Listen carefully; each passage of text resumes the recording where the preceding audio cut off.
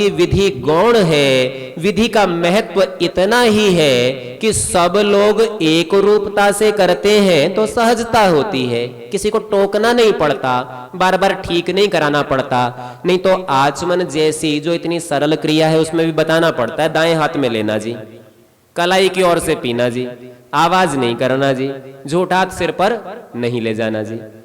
ये इतनी सामान्य सामान्य बातें भी इसलिए बतानी पड़ती हैं क्योंकि विधियों में एक रूपता नहीं है।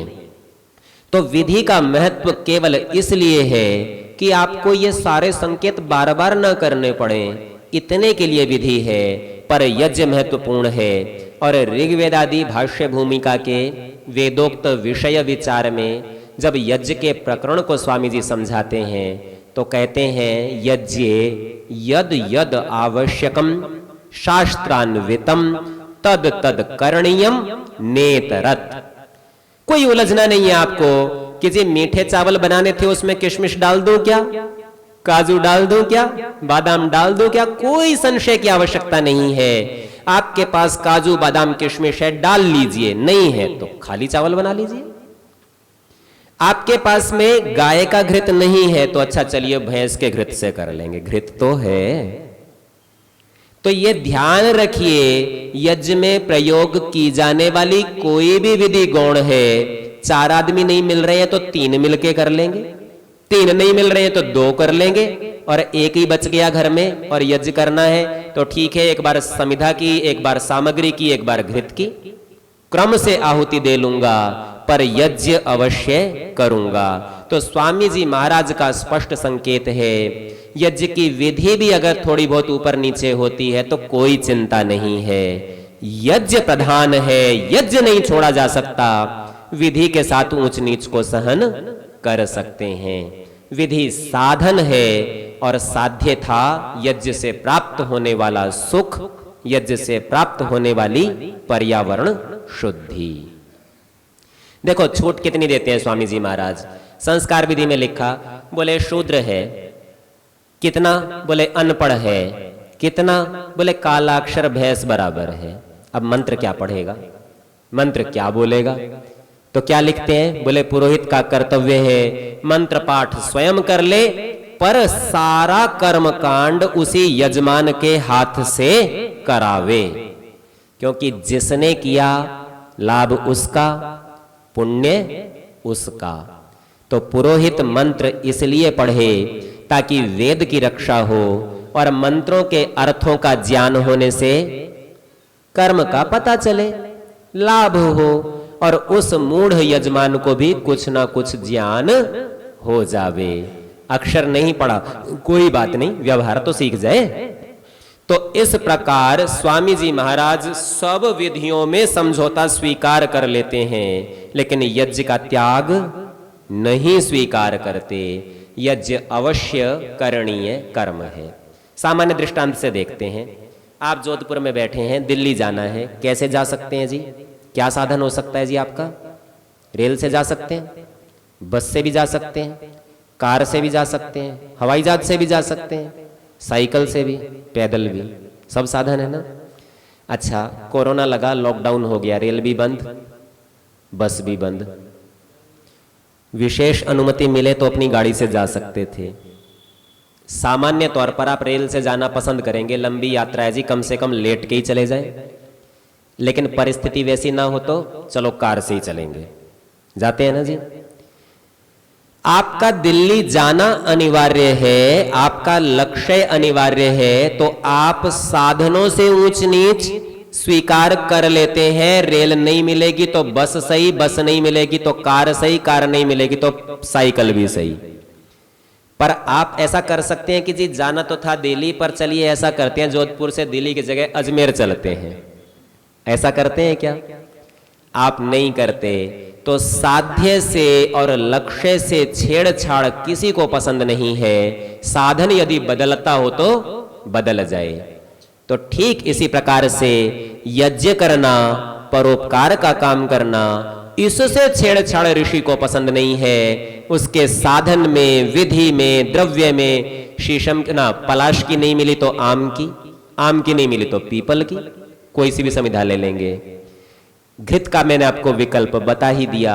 अच्छा, पता है यज्ञ करने के, यदि आप घृत का कभी विधान पढ़ने लगे, कौन से घृत से यज्ञ किया जा सकता है, तो मुख्य तौर पर तो आप कह देंगे जी गोघृत से, गाय का निकला होना चाहिए, उसी से करेंगे।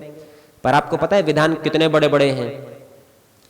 बोले जी ऐसी गाय लेनी है जो चरने जाती हो, बंधी ना रहती हो, अलग अलग वनस्पतियों का, उनका दूध दूहा जाए, पीछे मिट्टी के पात्र में छकड़े से बांध दिया जाए और छकड़ा लेकर गांव भर में घुमाया जाए, तो बार बार उसके हिलने से बोले कुछ मक्खन निकल आएगा, और उस मक्खन को पिघलाकर जो घी तैयार किया जाए उससे यज्ञ किया जाए। हाँ जी, हो जाएगा क्या? गांव ही नहीं बचा, गाय ही नहीं बची, अब छकड़े ही नहीं बचे, कौन बांध लेगा, कौन मक्खन निकाल लेगा, कौन यज्ञ कर लेगा? पर स्वामी जी महाराज कहते हैं ये सब गौण साधन हैं और यज्ञ करना प्रधान है। और हमारे पंडित जी तो कहते थे आप यात्रा में जा रहे हैं रेल में, अब वहां तो आप अग्नि ले नहीं जा सकते, अब यज्ञ कैसे करेंगे?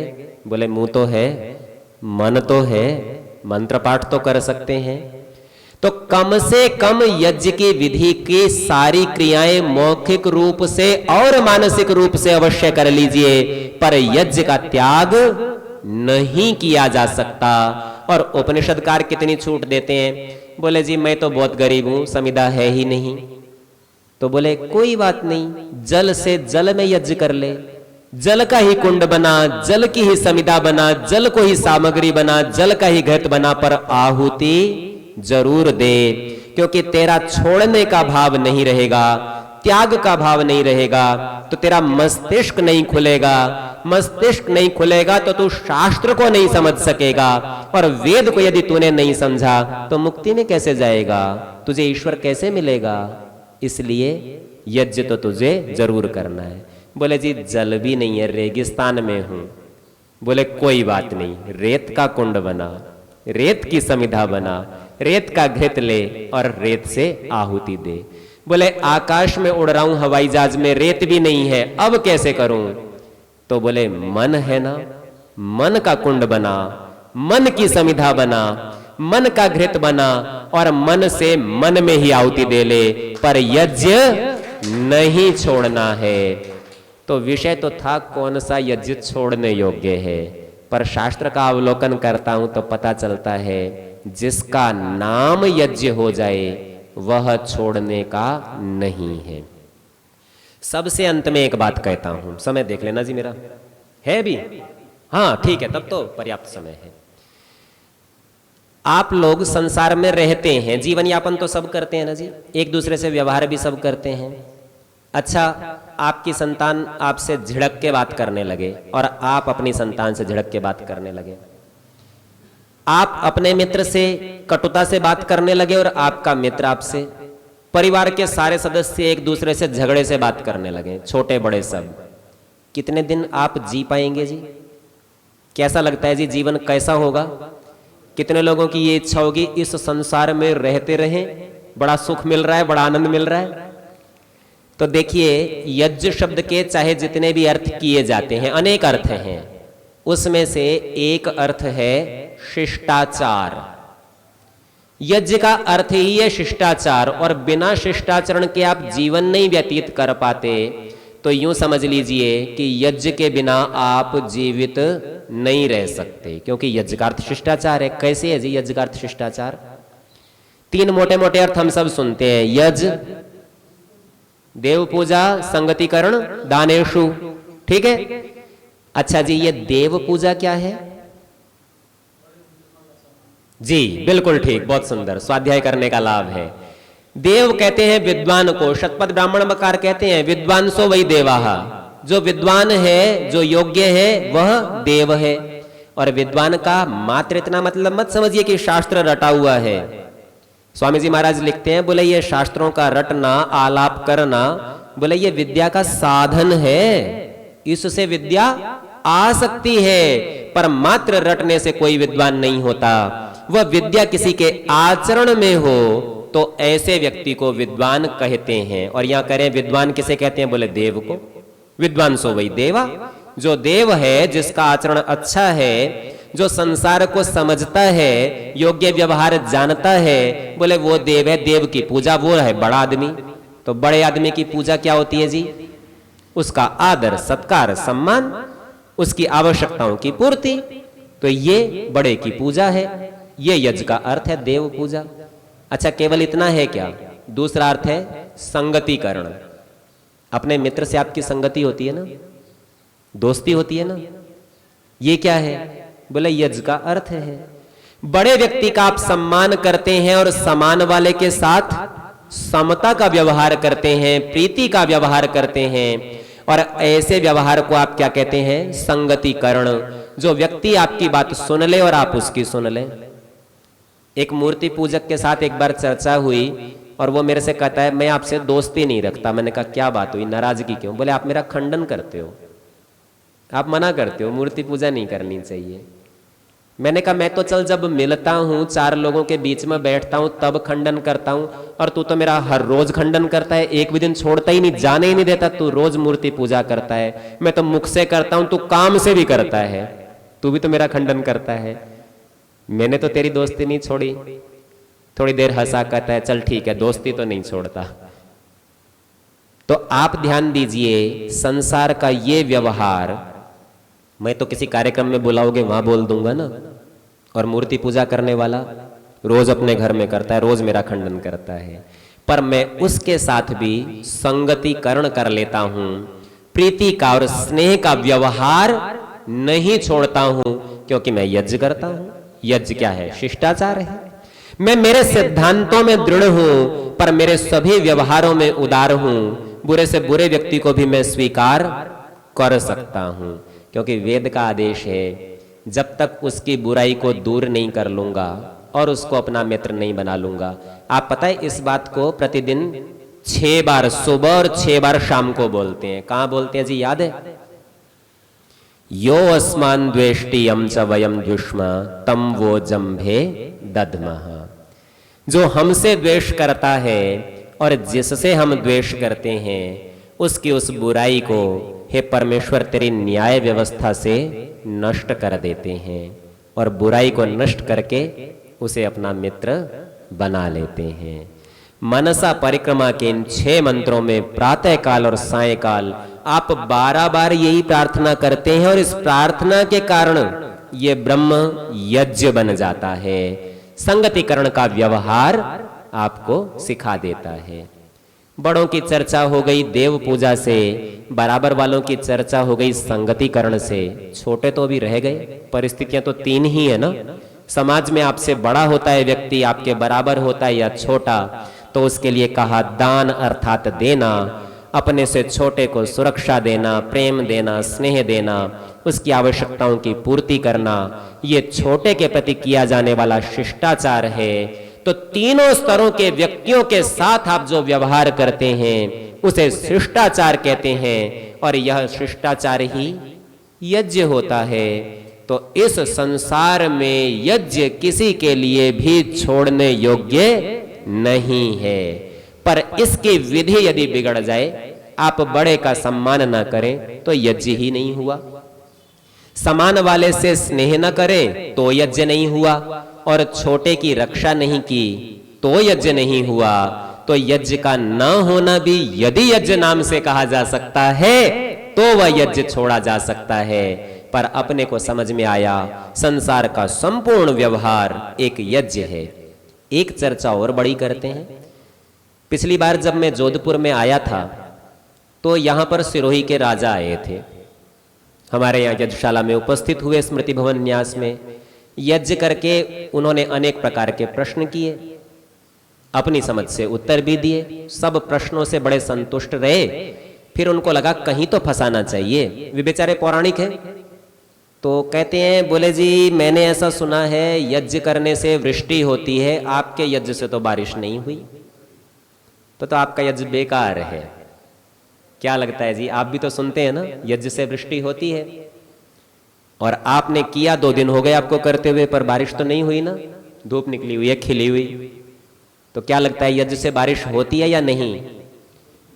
और अगर नहीं होती है तो छोड़ना पड़ेगा ना जी, यज्ञ त्यागने योग्य हो जाएगा। पर ध्यान रखिए, यदि यज्ञ से बारिश नहीं होती तो बारिश हो ही नहीं सकती, फिर इस संसार में ही बारिश कभी नहीं होगी, क्योंकि वह परमेश्वर इस सृष्टि में सूर्य रूपी अग्नि के द्वारा यज्ञ करता है, इस सारे भूमंडल के जल को उड़ाकर वाष्प बनाता है और फिर उससे वर्षा होती है। और यदि ये यज्ञ परमेश्वर नहीं कर रहा होता तो वर्षा नहीं होती। उस वर्षा करने वाले यज्ञ का छोटा रूप आप करते हैं तो छोटी वर्षा होती है। कितनी छोटी होती है?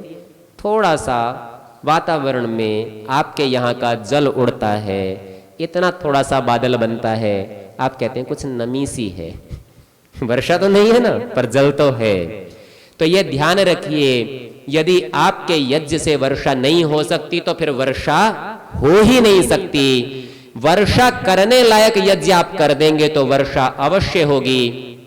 अपनी प्रयोगशाला में वैज्ञानिक बादल बनाता है और वर्षा कराता है और सिद्धांत को जान लेता है कि भाई प्रयोगशाला में बादल बनने की ये प्रक्रिया है और इस प्रक्रिया से वर्षा। पर प्रयोगशाला में, लैब में किए गए प्रयोग से खेती हो सकती है क्या? नदियों में जल प्रवाह बढ़ सकता है क्या? नहरें चल सकती हैं क्या? तो समझ में आया, स्वरूप छोटा है तो प्रभाव भी छोटा होगा, और स्वरूप बड़ा है तो प्रभाव भी बड़ा होगा। तो यज्ञ से वर्षा भी अवश्य होती है। और स्वामी जी महाराज लिखते हैं कि आपने यदि पौष्टिक औषधि द्रव्यों का यज्ञ में प्रयोग किया तो आपका बादल भी औषधि से युक्त हो गया, और वर्षा करेगा तो औषधि से युक्त करेगा, और उस जल से वनस्पति होगी तो खाली सब्जी नहीं होगी, दवाई होगी, औषधि होगी, आपके सब रोगों का नाश करने वाली होगी। अच्छा, वो तो आपका भोजन है तो रोग आएगा कहां से? रोज ही दवाई खाओगे तो कहीं भी कोई रोग आने की संभावना नहीं रहेगी। अनेकानेक लाभों का विचार करके ऋषियों ने योजना की, अनिवार्यता बनाई और कह दिया भाई यज्ञ करना। देख बीमार नहीं पड़ेगा, देख दुखी नहीं होगा, देख अभाव नहीं रहेगा, तू सबको देगा और सब तुझे देंगे। अच्छा जी, आपको 10 आर्य समाजों में जाके दान देना हो तो जेब देखते हैं, 100 दे देते हैं, 1000 तो जा ही रहा है। अच्छा सोच के देखिए, ये 10 समाजें आपके यहाँ कार्यक्रम में आई और वो सब भी 1000, क्योंकि उनके यहाँ 1000 हो जाता है ना इकट्ठा, वो ले आए तो आपका तो 1000 गया था और वापसी कितना मिल गया जी? 10,000। यज्ञ कैसा काम बन गया जी? कई गुना लाभ को लौटाने वाला यह काम बन जाता है। तो आपकी जेब से तो थोड़ा थोड़ा जाता है और बहुत लौट कर आता है, इसलिए यह लाभ का व्यापार है और यह कभी भी त्यागने योग्य नहीं।